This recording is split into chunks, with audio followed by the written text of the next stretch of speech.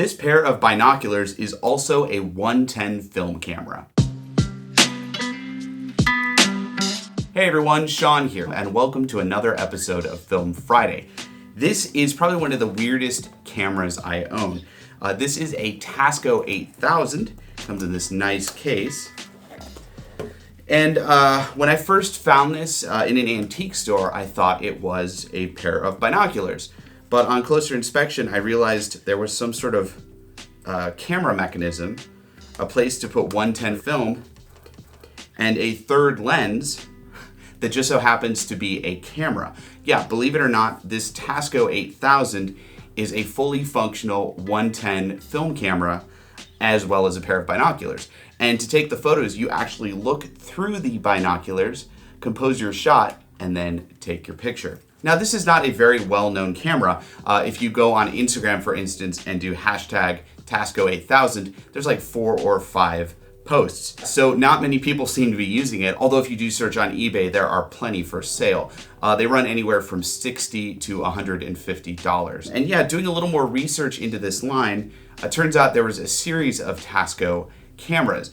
This is considered the primo one, and though this is considered the premium model, it actually has some drawbacks. With the older versions of this camera, when you focused the eyepieces of the binocular, you also focused the lens. But this one has an interchangeable lens, so it actually has a fixed focus. This is the 100mm lens. It's an f5.6 to f22 lens, and Tasco also offered a 70mm and a 150mm lens. I don't have those. I don't really want those because I do kind of like the telephoto nature of this lens, and I've found that taking pictures with this, the lens is very similar to what I'm seeing through the binoculars. What I see is basically what I'm getting. Like I said, it's an f5.6 to f22, and this lens has a minimum focusing distance of 25 feet. This camera has 2 shutter speeds, one 1/25th of a second and one 2/50th of a second, and you choose them with this little dial here. That's 1 1/25th and 2 is 1 2/50th. With the 110 film crop on this 100mm lens, it gets it closer to a 200. The camera also has a 1/4-20 mounting point on one side, so you can mount it on a tripod. Because you're mounting it vertically, you would then only look through one of the eyepieces to compose your image. Now, like I said, this is a film camera, but it doesn't use 35mm or medium format film. It uses 110 cartridge film. Now, this is a format that almost went extinct. A number of years ago, they quit manufacturing it, but then lomography showed up and started making it again. And there's actually quite a bit of 110 in the wild now. It's a fairly easy film to get a hold of. And the way you put it in the camera is you just push this lever to open the back door, and then you just slot the film in. It fits in pretty firmly here. Lock it into place. And the reason they went with 110 film is how compact it is.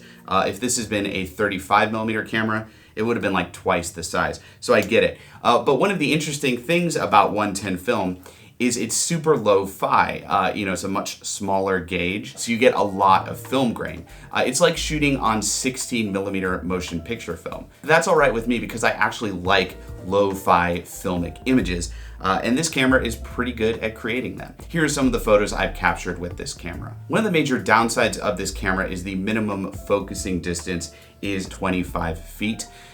Whereas the minimum focusing distance of the actual binoculars is much closer. So even though you can get a really nice close-up view of like a bird like this cardinal here, when I try to photograph it, it is out of focus because it's too close. The lens just can't focus on it. So even though I initially was excited about using this camera to photograph birds, I found it's actually better for shooting landscapes, like this shot here of a guy sitting on a dock, or shooting animals that are far away, like this white heron flying over a lake. So if you're looking for a good birding camera, this is not really it. I mean, you can photograph birds from far away, like this white heron kind of flying away in the distance, or this blue heron that's kind of far away in a pond.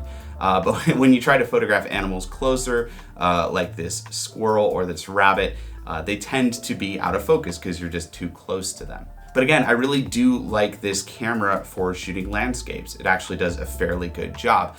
The 110 film does not hold up when you scan it. It does kind of break down. It gets really soft, it gets really grainy. But like I said, I really like this kind of lo-fi look, so for me, this is a home run. So should you get this camera? Well, it really depends.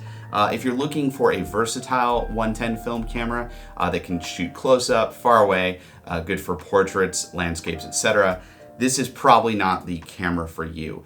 Like I said, this is really a landscape only camera, or a street photography camera, or a wildlife camera if you're shooting people or animals that are far away. So it's really not that versatile at all, and you really have to remind yourself when you're out using it what its limitations are. But if you don't mind those limitations, this is a fun camera to collect. I mean, it is so strange.